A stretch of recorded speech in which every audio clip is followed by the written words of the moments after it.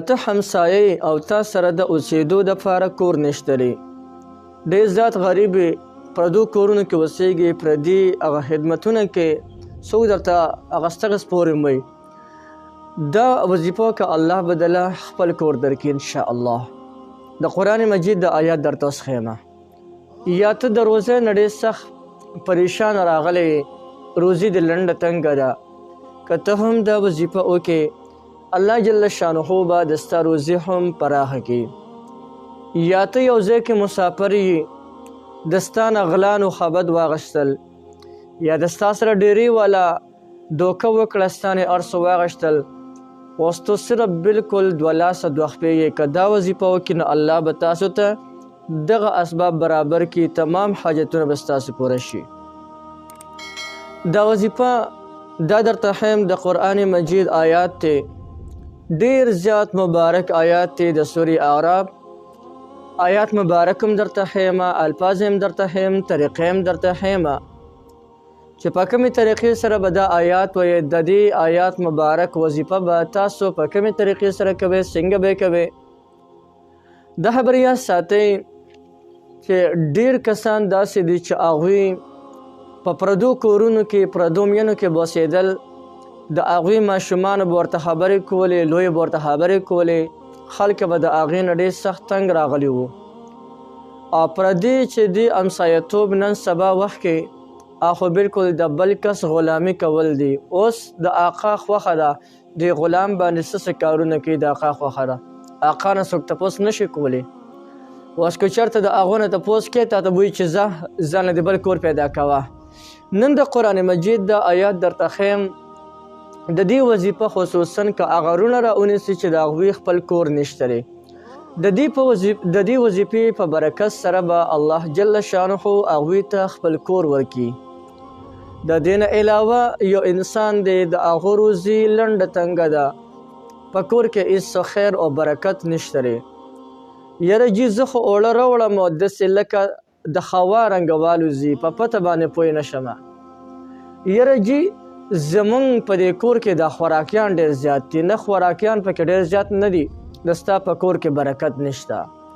که تاسو د دې وظیفې ذکر شروع کړئ، د دې آیات مبارک د دې وظیفه شروع کړئ، انشاءالله چې په دغه کور کې به الله جل شانه خیر او برکات نازل کړي، روزي به داسې پراخه کړي الله جل شانه چې د ستاسو په وهم او ګمان کې به خوب نه تېرېږي.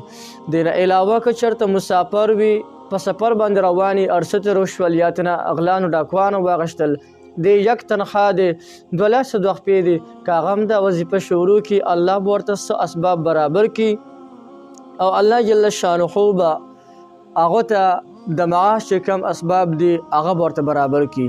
یو انسان د غریبۍ نه ډېر سخت تنګ راغلی دی، که دا غریب انسان هم د دې وظیفې ذکر شروع کړي نو انشاءالله چې الله جل شانه به په لږو ورځو کې هغو ته اسباب برابر کړي، الله تعالی به دغو کې الله تعالی به مالداره کړي.